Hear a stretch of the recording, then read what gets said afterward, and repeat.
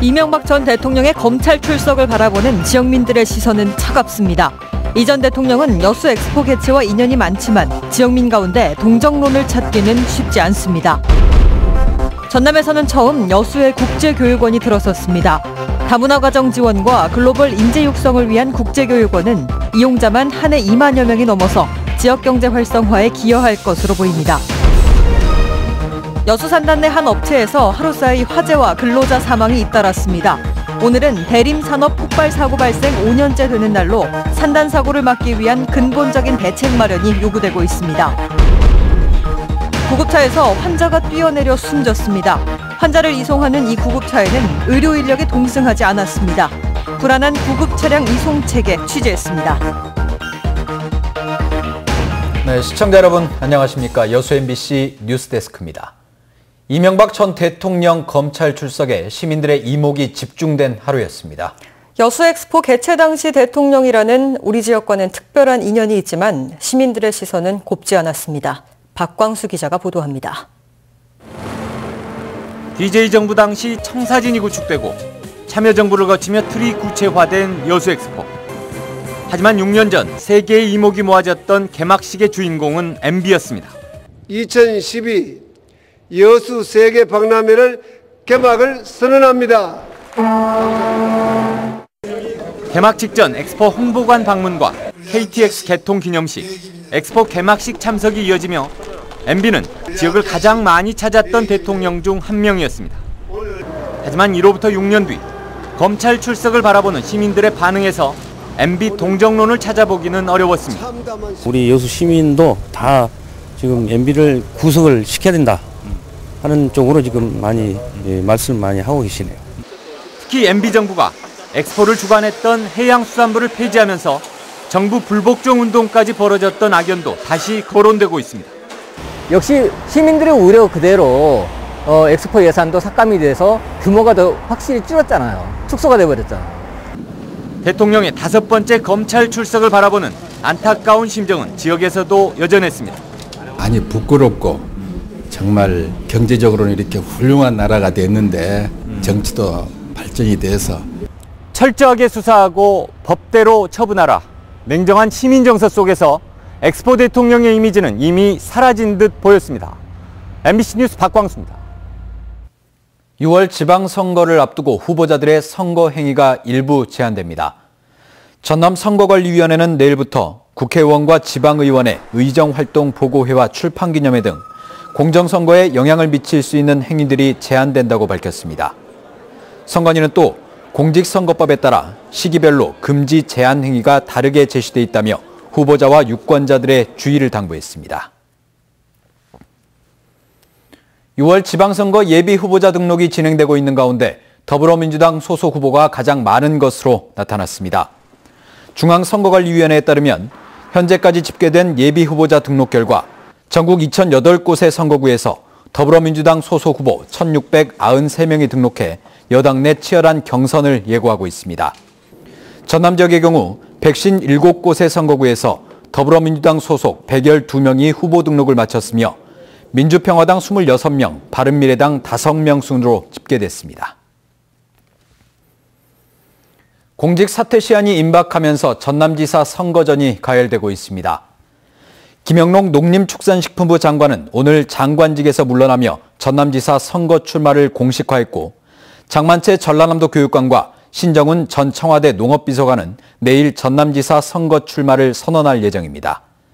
민주당 측 전남지사 후보군들의 경선이 구체화하면서 민주평화당 박지원 의원의 출마 여부는 범여권 선거연대 차원에서 논의가 빨라질 전망입니다.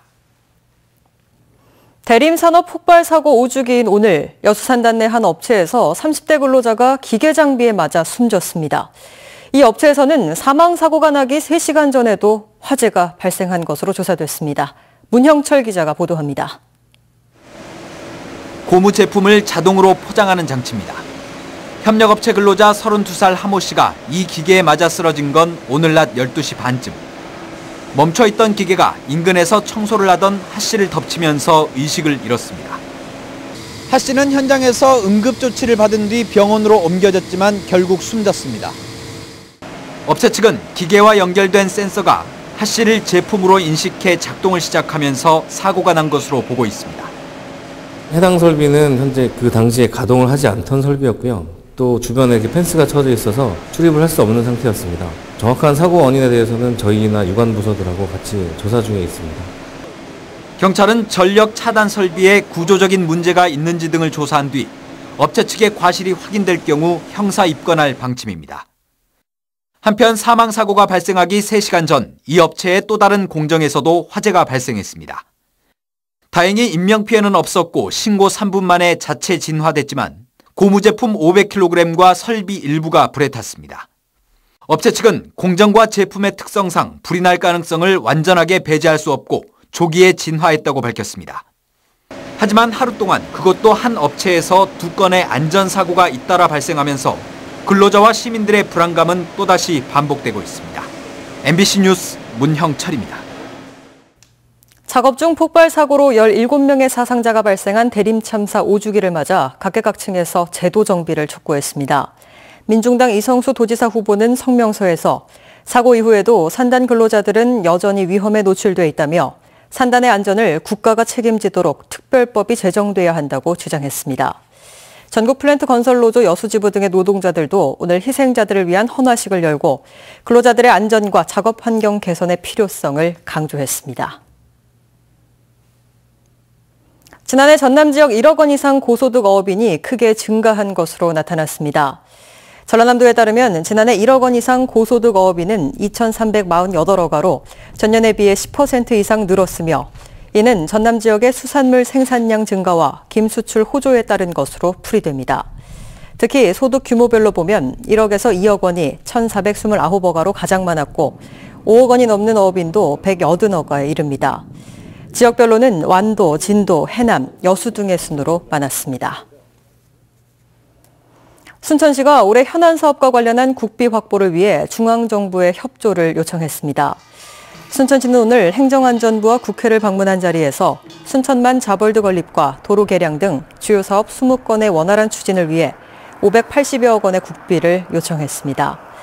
순천시는 또 정부의 예산 편성 시기에 맞춰 단계별로 대응하는 등 차질 없는 국비 확보에 나설 방침입니다. 네, 최근 병원으로 가던 구급차에서 환자가 뛰어내려 숨지는 사건이 발생했습니다. 환자를 이송하는 구급차에는 반드시 의료 인력이 동승해야 하지만 운전기사 혼자 운행한 것으로 드러났습니다. 김양훈 기자입니다. 달리던 구급차 뒷좌석에서 한 남성이 갑자기 문을 열려고 시도합니다. 잠시 뒤 문이 열리자 구급차 밖으로 뛰어내립니다. 노숙인 재활시설에서 머물고 있는 이 남성은 정신불안 증세를 보여 병원으로 이송되던 중이었습니다.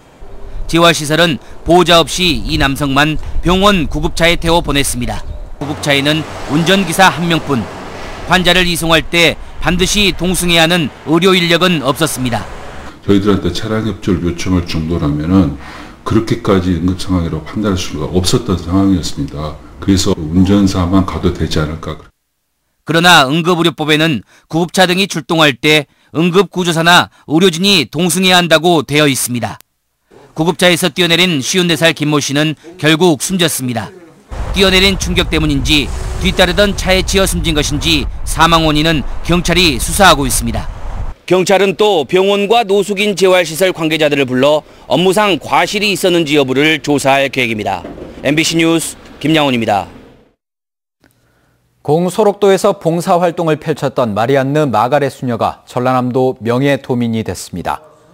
전라남도 의회는 오늘 마리안느와 마가렛 두 소록도 천사들을 명예도민으로 선정하는 동의안을 통과시켰으며 전라남도는 오는 5월 국립소록도병원 건립 102주년에 맞춰 이들에게 명예도민증을 전달할 계획입니다.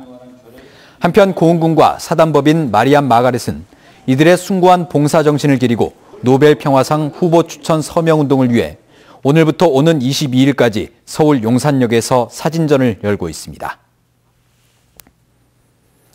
여수세계 박람회재단과 전라남도 교육청이 오늘 박람회장 이용과 체험교육 활성화를 위한 업무 협약을 체결했습니다. 이번 협약을 계기로 양 기관은 행복학교 박람회 같은 전국 단위 행사를 박람회장에 유치하고 박람회장을 체험학습직으로 지정해 학생들을 위한 문화, 교육 프로그램을 개발하는 데 협력하기로 했습니다. 전남에서 처음, 전국적으로는 두 번째로 여수의 국제교육원이 들어섰습니다. 글로벌 인재 육성을 위한 국제교육원은 그동안 활용 방안을 놓고 고민했던 여수시 삼청사에 들어서 건립 비용까지 절약할 수 있게 됐습니다. 조희원 기자입니다. 전남 지역의 다문화 가구 수는 16,000여 명. 이들 가운데 다문화 학생 수는 9,000여 명에 이릅니다. 그러나 여전히 언어 문제로 어려움을 겪는 결혼 이민자는 34%에 달하고 다문화 학생도 4명 중 1명이 학교 생활에 적응하지 못하고 있는 상황. 이들에 대해 체계적인 교육을 전담할 국제교육원이 여수에 문을 열었습니다.